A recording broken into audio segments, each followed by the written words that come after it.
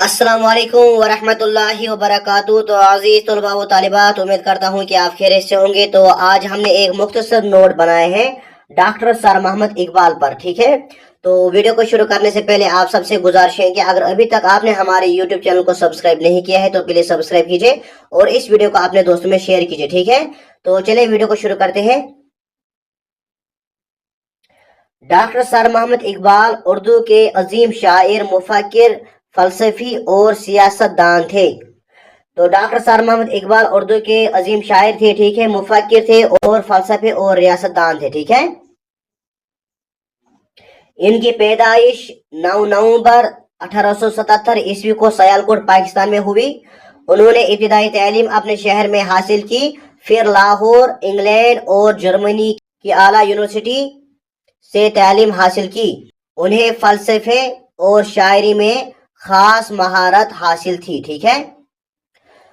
तो doctor sir Mohammad Iqbal की पैदाइश जो होती है वो होती है 9 नवंबर 1877 यानी 1877 ईस्वी को। कहाँ? सियालकोट। सियालकोट एक जगह है, कहाँ? पाकिस्तान में, ठीक है।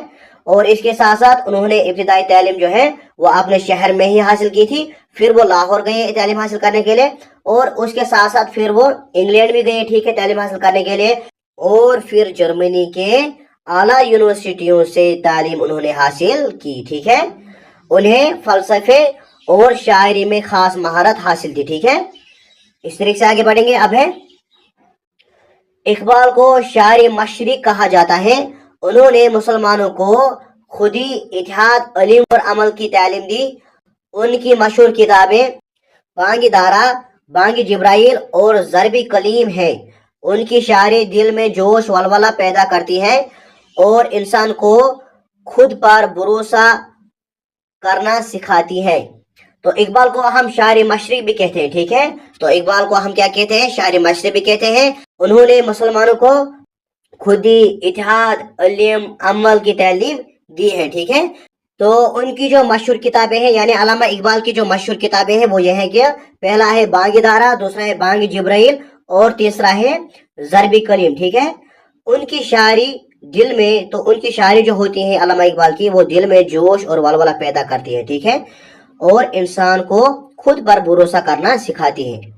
तो इस तरह से हम आगे पढ़ेंगे। अब है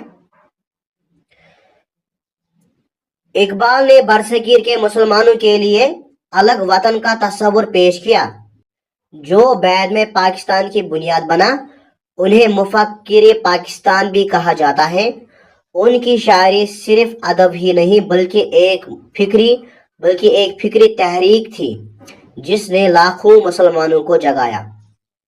तो इकबाल ने बरसगीर के मुसलमानों के लिए एक अलग वतन तस्वुर पेश किया, ठीक है, जो बाद में पाकिस्तान बना, ठीक है, यानी पाकिस्तान की बुनियाद बना, ठीक है।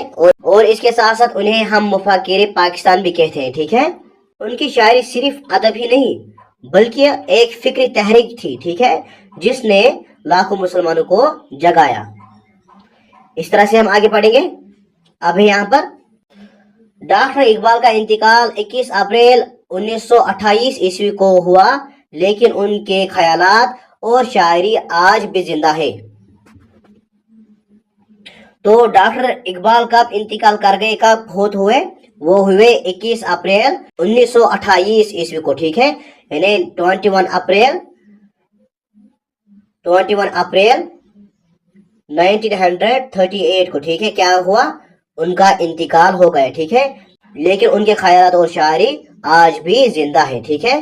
तो यहाँ पर ये नोट मुकम्मल हुआ। उम्मीद करता हूँ कि आपको ये वीडियो पसंद आया होगा। तो अगर आपको ये वीडियो पसंद आए तो इस वीडियो को लाइक कीजिए और अपने दोस्तों में शेयर कीजिए। और अगर आप इस नोट को और मजीद बनाना चाहते हैं या इससे शॉर्ट बनाना चाहते हैं तो कमेंट बॉक्स में आप अपनी राय दीजिए, हम उसी के मुताबिक और एक इस पर नोट बनाएंगे, ठीक है। तो मिलते हैं नेक्स्ट वीडियो में, तब तक के लिए खुदा हाफिज। अस्सलाम वालेकुम वरहमतुल्लाहि वबरकातुहू।